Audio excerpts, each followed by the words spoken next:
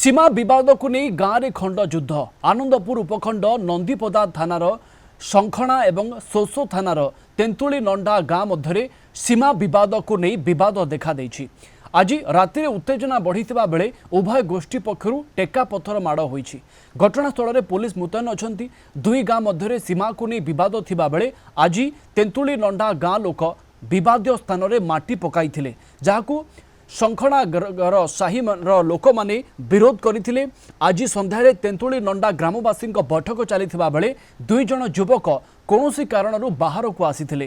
तांकु केही टेका पथर माड़ करिबारु सेमाने फेरी जाई ग्रामवासी भितरे उत्तेजना प्रकाश पाइथिला। याकु देखिकी फल उभय ग्रामवासी मुहांमुही होइथिले। टेका पथर माड़े उभय पक्षरु 8 जनरु ऊर्ध्व लोक आहत होइचंती। खबर पाई नंदीपदा एवं सोसो पुलिस घटनास्थल में पहुंची परिस्थिति को नियंत्रण करिछि। बहुत दिन धरी आम गाँ लोक दान स्वरूप देते केते गरीब लोक मानू देखिए आम गाँ लोक देते चाष करने कि से चाष न कर जमी गढ़िया खोलुले घर खोलुले आम गाँ लोक विरोध करते कि तुम तो चाष करने दिखाई जो चाष न कर तेरे से जमीटा आगे क्या गरीब लोक आम देपार कि गढ़िया खोलनी कि घर करनी विरोध करते सी गोटे गढ़िया खोली से गढ़िया पोतिया आम गाँ लोक आज माटी पकई ट्राक्टर में जहाँपाई से आसिक गाड़ी गुलच करते गाड़ी गुलच कलापर से थाना केस बास भी करते सोसो थाना केस करते आम गाँव 5-6 जन लोक ना आम गाँव आज बसते आम गाँव सब लोक आज बसी गोटे आलोचना करते केस बाबद आम गोटे आलोचना करके गोटे समाधान करवा किंतु से मैंने आम छकरे उत्त्यक्त हो खराब भाषा गाड़ी गुलच कर आम गाँव लोक को आगे तड़ी आनी टेका पथर आगे फेंगी उभय पक्ष टेका पथर फेंगा फेंगी एंजॉय होती किसी लोक।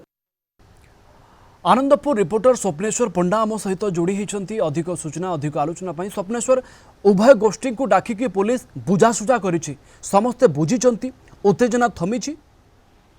प्रवीण जमती आम चित्र देखौचंती एवं जहाँ सूचना अच्छी वर्तमान पर्यंत उत्तेजना लागिकी रही उभय गाँव मध्य।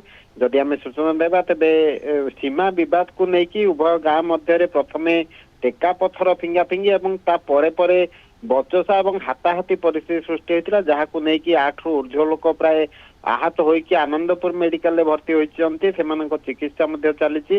अंपटे जमी आम सूचना देउथिले जे तेंतुली नंडा गाँव किसी स्थान को जो शंखणा गाँव किसी लोक को दि जाइथिला से स्थान रे निजे न रही गोटे पोखरी खोलुचंती जहाँ को लेकिन उत्तेजना आरंभ होइथिला।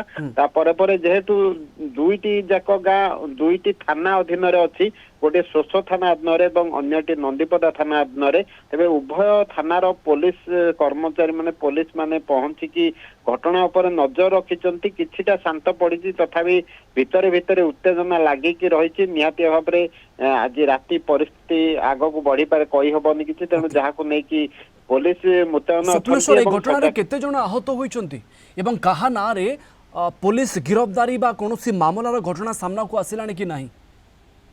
निहाती भाव जो भाई उत्तेजना परिस्थिति लागिकी रही पुलिस कौन गिरफ्तारी बर्तमान पर्यंत होना किंतु अन्य पक्षरे जदि आम देखा आनंदपुर मेडिकल 8 जन पाखापाखि उभय पक्षर शंखणा गाँव 5 जन और तेंतुली नंडा गाँव 3 जन ये 8 जन आहत होइकी आनंदपुर मेडिकल चिकित्सित होती चिकित्सा आरंभ होइची अधिक आहत बढ़ी पारंती बोली जमती टेका पथर फिंगा फिंगी होइतिले आहत बढ़ी पारंती बोली आमे कहि परिबा सबु घटना उपर नजर रहिची एवं स्वप्नेश्वर एबेकार स्थिति को लेकिन केवल पुलिस एवं प्रशासन लोक मानकु बुझासुझा करिसंती ना स्थायी समाधान नहीं कोनोसी बाटो बाहर करिसंती।